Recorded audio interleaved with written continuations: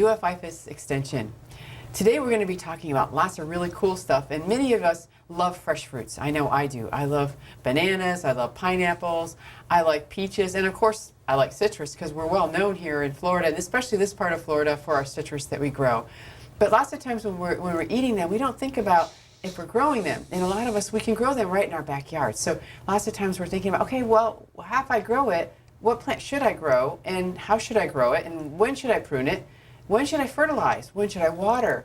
How should I plant it? Where should I plant it in my yard? All of these questions are a lot of questions to ask, and of course the University of Florida's Extension Office can help. And today we have with us Parker Platts, who's our multi-county citrus agent for Indian River and St. Lucie County, and he's going to help us answer some of those questions. So welcome, Parker. Thank you. And I guess it starts with, like, say I have a tree and I want to plant it. I've gone to a place where I've purchased a fruit tree.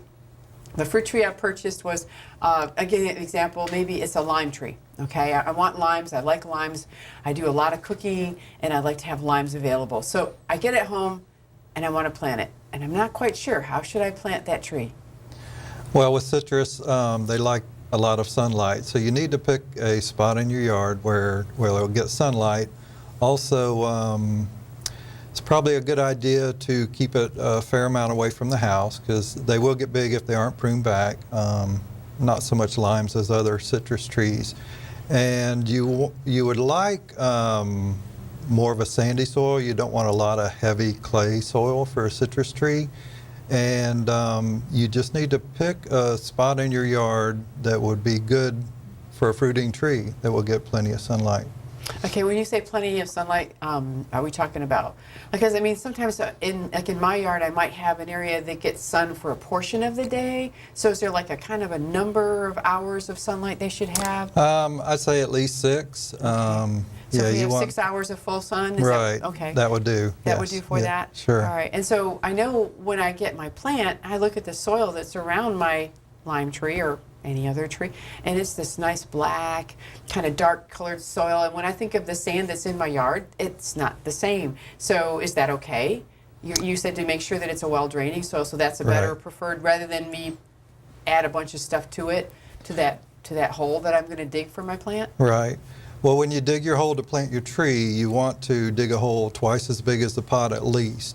And you can take that soil that came with it and kind of mix it in with some of the soil you have. And it's good to have some organic matter. If it's real sandy, you should add some organic matter. Maybe get some potting soil and mix in that bigger hole and let the roots get started into that. And then if it is real sandy, you're going to have to fertilize a fair amount. Okay. Well, but you want the sand will help, of course, drain better. Yes, that's correct. That's correct. Many of your trees, right? Almost all landscape trees and plants like to be drained. There's very few, unless they're aquatic, I guess. Right. They don't really like a lot of water, so sand is good. I know a lot of people think sand's not a good thing, that's our soil here, but I guess it's better to have sandier soil than just the opposite, where it holds water and can cause problems for your roots of your plant materials. So we're planting it, and you mentioned that I make the hole twice the size of, okay, I've got the root ball, so I would go twice as big of that root ball. Right. Okay, and do I go twice as deep or just twice as wide? Not necessarily twice as deep, but you do want to be deeper than the root ball that came with it. Okay. And one thing you want to be careful of, if the tree is root bound, where the roots are kind of circling around the pot, you need to break those up. I usually use a knife and maybe cut some of them and break them up so that they can get started again. Into the new soil? Right, right. So they're not continually doing this. Exactly. And so when you plant them, and you mentioned a little deeper, you want to have the grade of, here's my grade, this is my little grassy area, and I've got my pot, so do I want the soil to be slightly above that so that it allows for, in case the hole settles a little bit, or?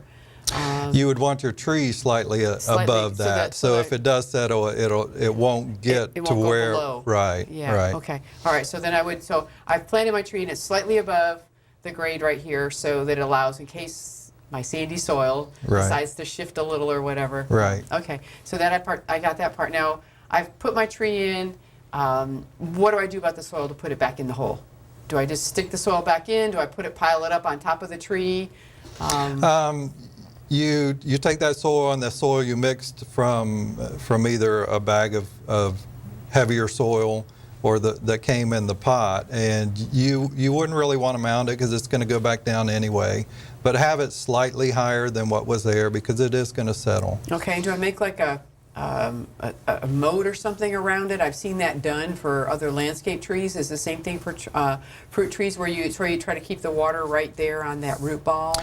You can if you're watering with a hose. That would help keep it in there, and then it can soak in. But if it's a sprinkler water system, you don't need to do that. Okay, so it's only if you're going to be watering by hand and not necessarily a sprinkler. Right.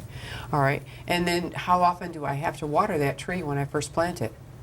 When you first plant it, I would, unless you're getting rains, I would water it at least 2 to 3 times a week. Okay. Keep it moist, but don't overwater either. Okay. A little bit more often is better than a lot once a week. Okay, so don't drown it. Right, right. Just a little bit of water. Yes. Kind of like when we went to drink our water. We just a little bit, not too much at one time. Right. No waterboarding or whatever they call that. Okay, so we've watered our tree, got it in there. Now, what if and we've had some strong winds recently, and of course we get them as winter approaches, and even sometimes in the spring and summer. So do we want to stake that tree? It's a good idea, especially if it's top heavy. If it's a trunk with a large ball on top, yeah, they will fall over if you get a lot of wind. So you want to stake the tree, put the stakes in at an angle facing away from the tree, and then some ropes that won't hurt the tree. I mean, I wouldn't use wire, but like a rope that would maybe make a triangle with stakes and. Oh yeah, have like a triangle, one here, and one here. And, right. And then I've seen where people have used old hose, garden hose, and they put the wire or the string through that so that that's the part touching the tree and not, like you said, hurting the tree. Right. So that might work. Yeah, that protects the tree from the wire growing into the wire Right. and damaging Or the tree. Or rubbing it maybe Right. when it moves with the wind. Yeah, right. Because it still moves with the wind. And I know there's other ways of, in the case of landscape trees, of staking them in. And of course, the University of Florida has websites that tell you how to stake differently, so inappropriately, whether it's trees or fruit trees. So that Right. would be good. And I guess we've got the tree planted, we've got it staked, we know how to water it and everything. Is it on its own now, or do we need to fertilize it? And if we need to fertilize it, when do we fertilize and with what? It's best to fertilize throughout the year. You can not fertilize so much in the winter. A lot of the trees kind of go dormant during the winter, but you definitely want to fertilize before you get the spring flush. A lot of our fruit trees get the bloom in the spring, and you want to be 6 to 8 weeks before that with fertilizer. Pick a fertilizer that has minor elements, your zinc, manganese, iron, copper. Your tree needs that doesn't need much. But these are important elements that keep the tree going. That's what they call micro. Right, right. right. Okay. And then your nitrogen, phosphorus, and potassium, they are your numbers on your fertilizer bag. Well, those are the 3 numbers that you see when you have a fertilizer bag. Right, It's the right. nitrogen, phosphorus, And potassium, yes. Okay. And your nitrogen and potassium are very important. Most of our Florida soils have enough phosphorus, and phosphorus is a very leachable element. So if you get fertilizer with a fair amount of phosphorus, it can leach and get into the water system. Most of our soils don't need phosphorus. Additional phosphorus, yeah. Right. And we actually have an ordinance, fertilizer ordinance in St. Lucie County, actually up and down the Treasure Coast, that has a blackout period where you can't put fertilizer down that has nitrogen or phosphorus through the summer months, but the exception is for fruit trees or for vegetables. Right. And then, of course, phosphorus can't be added unless you can show your soils to, like you said, it usually is in plenty supply in most soils. And if it's not, you have to be able to show a soil test that says it's not Right. for you to add phosphorus. So, Yes. yeah. Yes, and best to use a slow-release fertilizer. It's a little more money.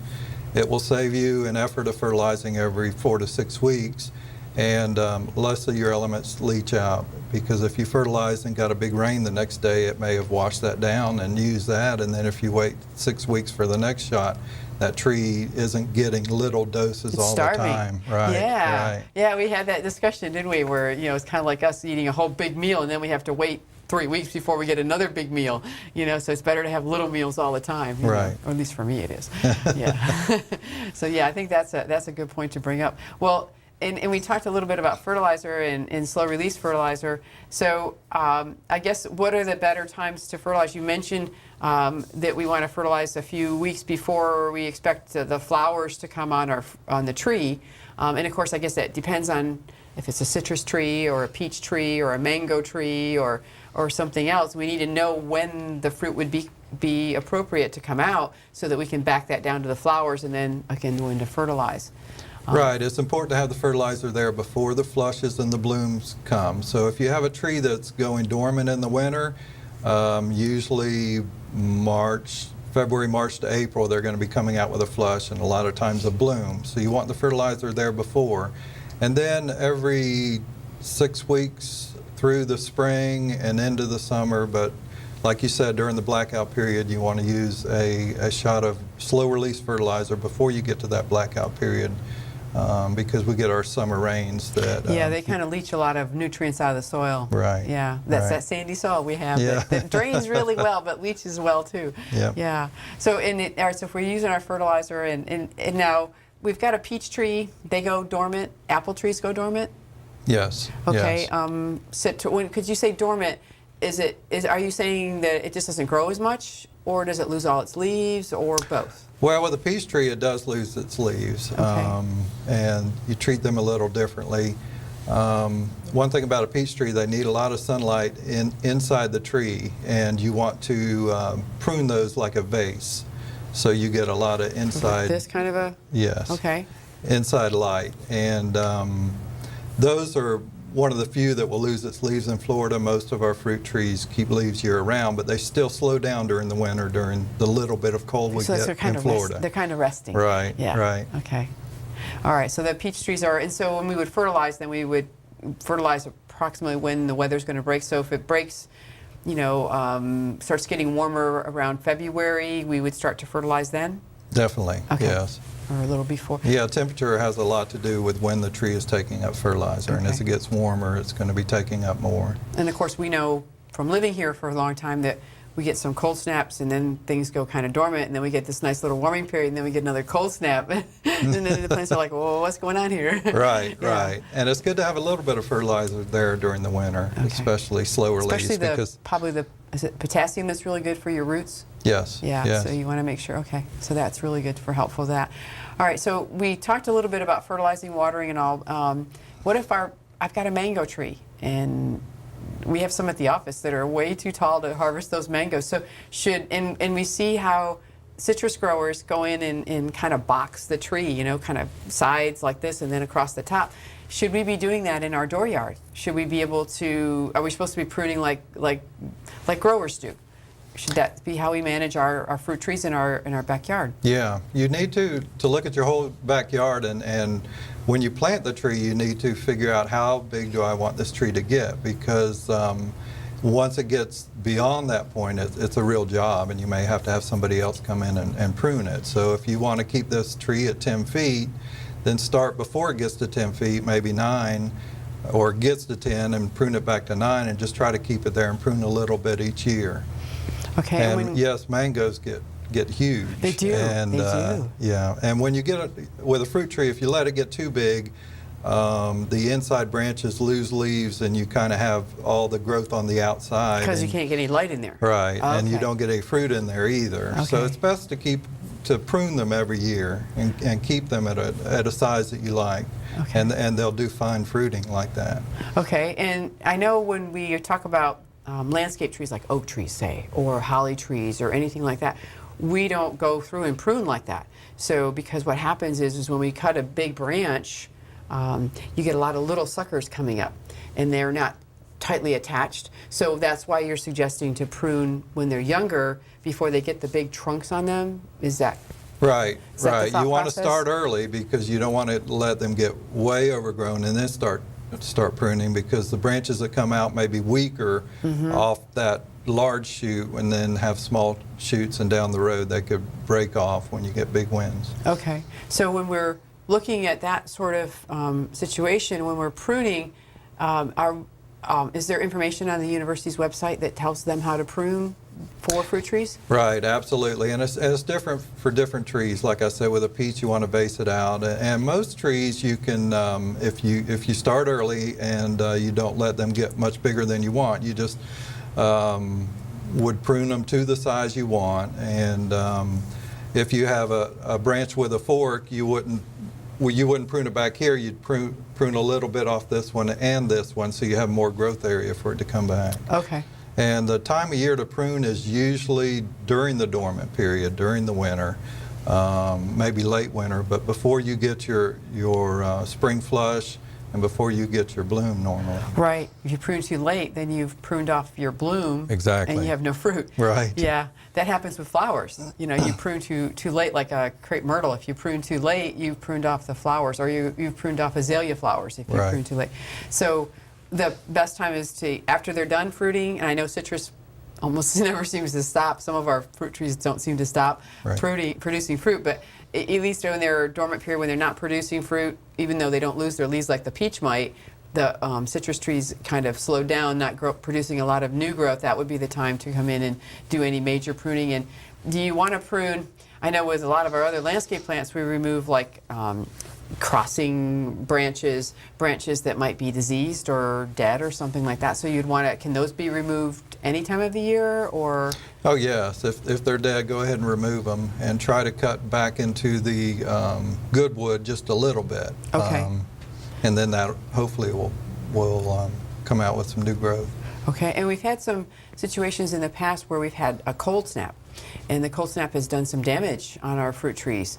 And we come back, and usually they suggest you wait to prune until after the cold is done. Is that the same for fruit trees? And how would we know how do we know if there's a good place to prune on those? That's correct. You want to wait not only till the freeze is over, but give it 6 to 8 weeks so you know how far back the damage is. You might not be able to tell right after the freeze is over. So give it some time, and then you can tell how far back the tree. And you can always take a knife and kind of shave the outside of the skin of the bark. Oh, and kind of peel it like a little right. bit. And if it's green, then you know that's live wood. But if it's dark and brown, then you know that's dead wood, and you want to prune back to the green wood. Okay, you want to prune right above or just there. And Right. when you prune back, are we looking, because when we talk about plant materials, I always think of the auxiliary bud, or the bud that's just waiting for something to happen. You know, so when you're pruning back, do you prune back to where that little bud, you don't see them, they're kind of hidden.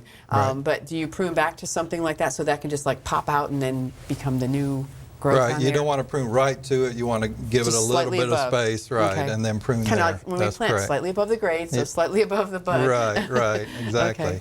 And that's that node, right? You would call it. So when you're looking at plants and you're describing them, you've got your nodes where the leaves come out, or the hidden buds come out, and then you've got the space in between them, which is the internode, I guess. Right, And so right. That's where you'd want to prune. Okay, you want to prune back to that green Yep. part that's there. All right. Well, that helps with that part of it.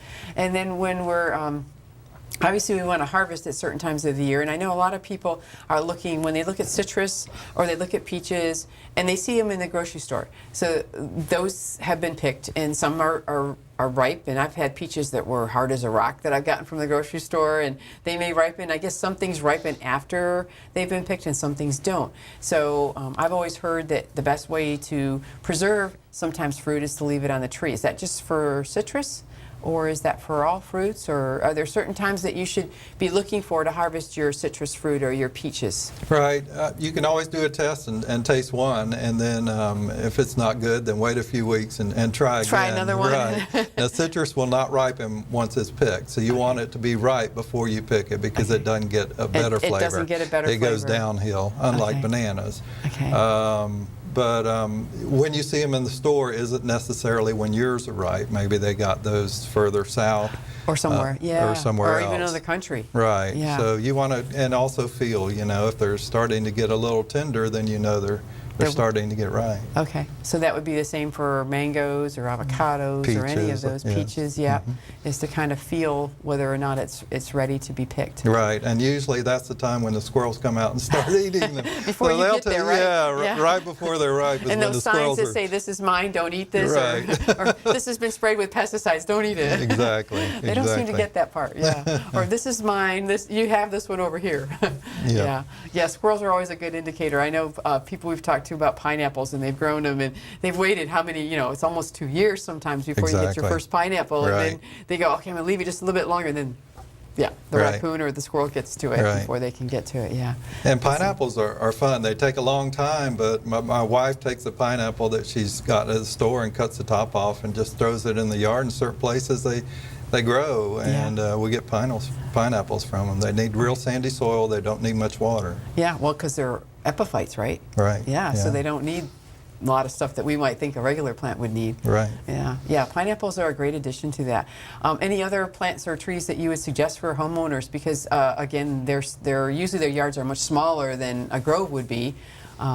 Is there other fruit trees that, we talked about mangoes, and mangoes can get really big, but if you're True. pruning them, I guess, on a regular basis, Right. you can keep them managed. Is there a size that you would recommend that they start with when they plant? Should it be a certain size or caliper? It all depends on the plant. We plant citrus trees when they're pencil-sized trunks, so you're going to need more care with a smaller plant. But sometimes if you get them too big, it's a shock when you put them in your yard. So it doesn't hurt to get them real small. At least with citrus, I know.